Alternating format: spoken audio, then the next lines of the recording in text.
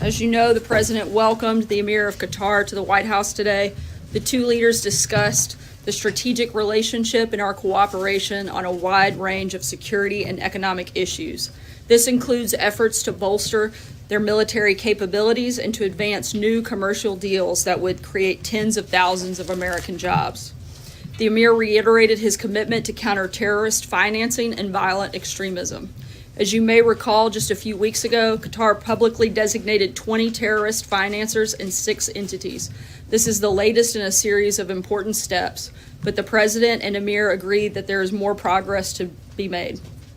We are committed to partnering in that effort.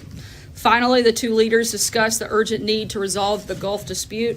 The United States must be able to work jointly with the United Gulf Cooperation Council to promote regional security and stability and to stand against Iran's dangerous activities. Also, as you may have seen, the President spoke this morning with British Prime Minister Theresa May. Both leaders condemned Syrian President Assad's vicious disregard for human life and agreed not to allow the use of chemical weapons to continue. To that end, the President will not attend the Summit of the Americas or travel to Colombia as originally scheduled. The Vice President will travel to the summit in his place and will meet with the Colombian President while he's there in Peru. President Trump will remain in the United States to oversee the American response to Syria and to monitor developments around the world. Looking ahead to this afternoon, the President is pleased to welcome the University of Alabama Crimson Tide football team to the White House in celebration of their 17th national championship. Pretty sure that was written by somebody from Alabama. Coach Saban, UA President Bell, and the team captains will meet with President Trump in the Oval Office, and the group will then join the rest of the team and hundreds of Tide fans out on the South Lawn, and that event will, of course, be open to the press. And with that, I will take your questions. And because it is her birthday, Nadia, I'm going to go with you, and happy birthday. Thank you, Sarah. The President authorized the use of military force last year after President Assad used chemical weapons, but this didn't seem to deter him. The President talked yesterday of a very strong and serious response now. How is he going to hold President Assad accountable? I'm sorry, can you repeat the last part of the question? How he's going to hold President Assad accountable now? The President's been clear. We're working with our partners and allies and our national security team to look at all options. And as we've said, all options are on the table, but I'm not going to get ahead of anything the President may or may not do in response to what's taking place in Syria. Jonathan. Sarah, talking about the raid on Michael Cohen's office, the President said it's an attack on our country, it's an attack on what we all stand for. In what way is an FBI raid on Michael Cohen's office an attack on our country? I think that the President has been clear that he thinks that this has gone too far, and beyond that, I don't have anything to add, but I'd refer you back to the President's comments. Would that accounts to an attack on our country? Again, I think the President has been clear what his position is. I don't have anything else to add at this point. Does the President believe he has the power to fire Special Counsel Robert Muller? Does he believe that's within his power? Certainly believes he has the power to do so. John. Good. You have said several times from the podium that the President has neither the intention nor is thinking about firing Robert Mueller. Does that remain the case today? The President was asked this question directly last night, and I'd refer you back to his comments. Can I also ask, what about Rob Rosenstein? What's the President's thinking about Rosenstein in terms of his tenure at the Department of Justice? He did not appear to be very happy with him last night. And can you confirm that Rosenstein was the high-level DOJ official that signed off on the FBI raid? I'd refer you to the Department of Justice in terms of their process. Certainly the President's voiced his frustrations, but beyond that, I don't have anything else. Shannon? Is the President still open to talking to Mueller? Is he still open to an interview? That's something that I would direct you to the President's personal attorneys to answer that question. I asked about Rosenstein. What about FBI Director Wray? He was the one who signed off supposedly on this FBI raid.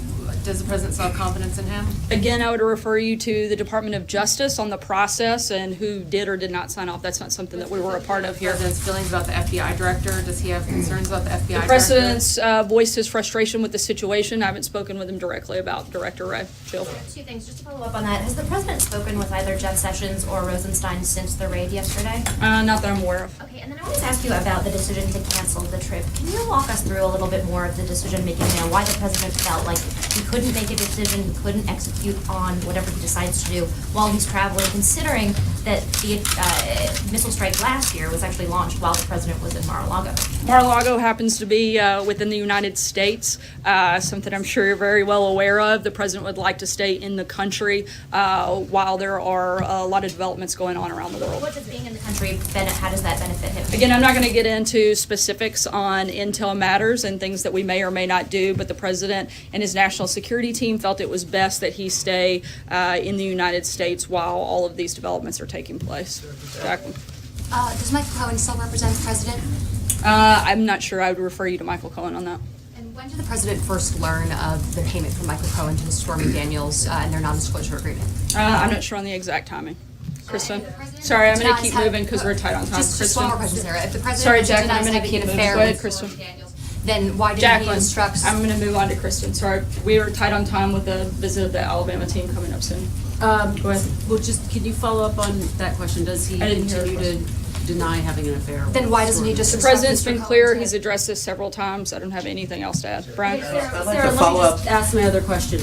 Can no. you just say definitively, has the president had any conversations about firing Jeff Sessions, Rod Rosenstein, or Robert Mueller in the past 24 hours? I haven't had any conversations with him on that. I can't speak beyond that at this point. Sorry, Kristen, we've got to keep Tweet, going, he guys. Go called ahead, it a Brian. witch hunt, but Rod Rosenstein, whom he appointed, signed off on the Lady probe. gonna do it. Go ahead. Well, I answer her go ahead, Kristen. Can you just answer the question? The president Enough. appointed Rod Rosenstein. And so how can he call the raid yesterday a witch hunt when it was approved by the Deputy Attorney General he appointed? Once again, I'm not aware of what the process is and who signs off on those specific types of things. The president certainly has been very clear about what his position is when it comes to matters of collusion, and that's what his reference is. He thinks this entire thing is a witch hunt. I think we've spoken about this at length, ad nauseum, and frankly think it's a big distraction that the media has spent every single day for the last year focused on this instead of some of the biggest issues of our day and some of the biggest issues that the president is dealing with, like Syria, like North Korea, like deregulation, tax cuts, defeating ISIS. That's the focus of this administration, and frankly that's what you guys should spend a little bit more time on. Hey guys, time out. So, We're gonna Sarah, you yielded your time to Kristen. I'm gonna go to John. Please, if I Sorry. may, just to follow up. All right, I'll come back to you, Brian, for one. Thanks. You had said that it I'm is a feeling witch. generous today. Thank you. For Nadia's birthday. Just two quick ones. You said that it's a witch hunt, and you continue to characterize it as that. But in so much as this administration also has leveled sanctions against the 13 Russians that were indicted by the Mueller investigation, in some point, are you a party to this witch hunt, or is some of it at least a legitimate effort? Just because there may have been involvement by Russia doesn't mean there was involvement by the Trump campaign. And to try to conflate the two is insane. No, that's not the question. The question is, in some ways, aren't you at least supporting what they've done because they've indicted some of the people that you have leveled sanctions against? So you're in agreement with Mueller in at least some regards, right? We've been outspoken on a number of occasions that we think that Russia was involved in election meddling, and we've taken actions because of that. But that has nothing to do with whether or not the president and his campaign had anything to do with that. That wasn't my, and then my, I'm not. Sorry, I'm going to keep moving. John, I called on John before. Guys, one at a time. Go ahead, John. Thanks a lot, Sarah. Sorry, right here. Thanks a lot, Sarah. What is Crazy today. What is the nature of the president's relationship right now with Attorney General Jeff Sessions? He really voices his pleasure with him last evening in his remarks. Is it a good relationship? Does he risk being fired right now? I think the president was pretty clear about his frustrations when he spoke about that last night. Michael? One other one, real quick, Sarah, if you don't mind. It's about the EPA administrator, Mr. Pruitt. If it turns out that he lied in the interview that he gave with Fox News, my colleague Ed Henry, would that be problematic for him in terms of holding on to his job? I'm not going to get into hypothetical situations, but certainly the president would expect all members of his cabinet to be honest and certainly open with the public. Michael? So the president last night seemed to combine his reaction to the Russia investigation, which we've heard him say before, and this new investigation that has grown out of the raids in New York of his attorney. Does he view that as one and the same investigation? In other words, does he think that's all kind of under the umbrella of the special counsel, or does he view the Russia investigation as separate from the probe into the payments by these women that is apparently being conducted by the U.S. Attorney's Office in New York? I think certainly that they are separate investigations, but I think that publicly they have been conflated quite a bit. Steve? Yes, Sarah. Does the United States expect that in a response to the Syria chemical weapons attack that other nations will join in? Specifically, we're seeing indications from France and the Saudis that they may also take military action. We've had a number of conversations, both the president with President Macron, Prime Minister May, and at various other levels, not just with those countries, but others at an administration level. And we're going to continue to work with a number of our partners and allies as we determine what the next best steps are. April? Sarah, 2 questions. The president said yesterday he was compliant. They turned over 1 million documents.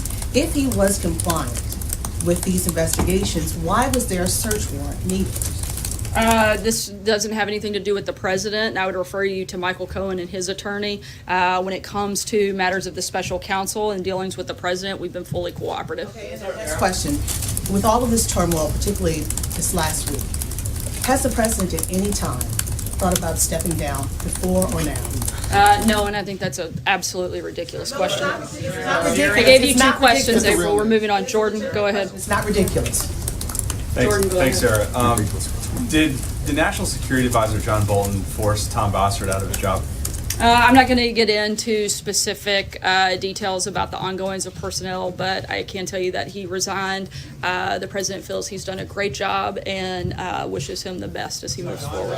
Jim? Sarah, the president tweeted favorably today about some of the promises that President Xi has made toward instituting some market reforms in China, but he's said this before. Is this going to be enough to avert some of these tariffs that the president's been talking about instituting? Certainly, we are encouraged by President Xi's words and his kind words, but at the same time, we want to see concrete actions from China, and we're going to continue moving forward in the process and in the negotiations until those happen. Pamela? Has the president spoken with Michael Cohen since the raids? Not that I'm aware of. And can I just ask you, you said that he believes, he views this as sort of crossing the line. Can you explain a little bit more why these raids on his personal attorney is viewed by the president as crossing the line? I don't have anything else to add on that front right now. Right here in the front. Something you said earlier. You said the president believes he has the power to fire Robert Mueller because usually most legal experts believe that he would have to order Deputy Attorney General Rod Rosenstein to fire Mueller, and Rosenstein could, of course, refuse. I know a number of individuals in the legal community, and including at the Department of Justice, that he has the power to do so, but I don't have any further announcements on. Consistently said that it is. They told me, I've asked, they've said that it's Rod Rosenstein oversees special counsel and only he has the power to fire the special counsel. Again, we've been advised that the president certainly has the power to make that decision. I can't go anything beyond that. Dave? Sarah, thanks. The British government said they're still looking for confirmation that Assad used chemical weapons last weekend. Is the president still looking for confirmation of that? I can't get into specific classified information, but I can tell you we feel confident in the comments that we've made up until this point. John? Thank you, Sarah. 2 questions with brevity on Ambassador Bolton. With the We'll believe it when we see it, right? resignations of Michael Anton and now Tom Bossert, can we expect any other changes of personnel in his family? I don't have any other personnel announcements to make at this time, but we'll The certainly other keep you guys question- posted. Right. A year ago, Ambassador Bolton was highly critical in op-ed pages about U.S. involvement with the World Bank and the International Monetary Fund. With the World Bank IMF meeting coming up within a matter of 2 weeks, is his position going to affect U.S. support for either institution? I don't have any policy changes on that front at this time and don't expect any on that front. Francesca? Thank you, Sarah. Right. Yesterday, President Trump said something very interesting about Syria.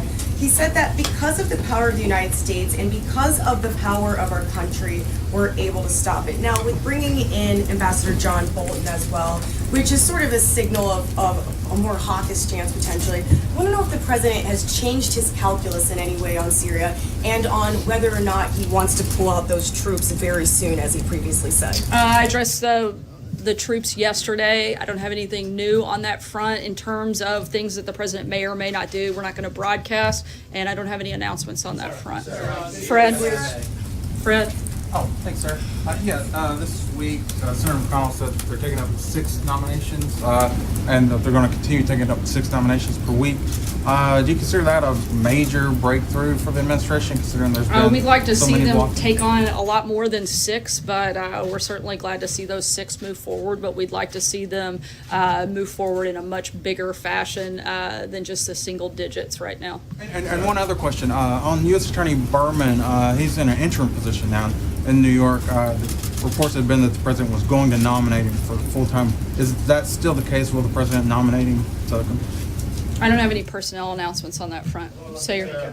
Thanks, Sarah. So, all of the evidence so far in the Syrian chemical attack points to the use of chlorine gas. The Assad regime has been suspected of using chlorine multiple times on the battlefield. What makes this particular attack different and warrant the international response and the potential use of lethal force that we're seeing from this president? I can't address specific intelligence matters, but I think everyone around the world can see why these recent attacks are so horrific. And beyond that, I can't get into any other details. Eamon? Yeah, thanks, Sarah. To clarify your comment here on Xi Jinping's speech last night, it was seen as rhetoric around trade openness. And are you saying that the president didn't see anything in that speech that would encourage him to back off on his threat to impose tariffs on the Chinese? We certainly think it's a step in the right direction, and we're encouraged by the words, but we want to see concrete steps and concrete action by the Chinese. In the meantime, we're going to continue moving forward. What specific actions do you want to see from the Chinese? What could they do here to stave off those tariffs at this point? This is going to be something that's part of private negotiations that we have with the Chinese, but certainly we want to see more than just the rhetoric, but we think that's a very good sign and moving in the right direction. If you got time for one last question, Blake. And to pick up, and I guess I missed that, I don't know. I didn't hear it, so yeah. I think they were saying they thought you were great. I'm pretty sure that was it. To pick up and end off where Eamon just, what he was just talking about, you said you want to see concrete actions from the Chinese as it relates to trade. Do you feel that there will actually be at some point concrete actions, or is all of this right now hope and talk and maybe we certainly hope so. We think this is an encouraging step in the right direction, but at the same time, we're going to continue moving forward in the actions that the president has announced, and hopeful that we see something come out of the Chinese government. it feels almost today like it's been somewhat of a lukewarm reception. Is that accurate? No, as the president himself said, he appreciates President Xi's kind words, but we want to see more than just words. We want to see action, and that's what we're focused on pushing forward, is making sure that we stop the unfair trade practices. That's been what the president's committed to, not just rhetoric, but actual action. Thanks so much, and we'll see you guys out on the South Lawn as we welcome the Crimson Tide.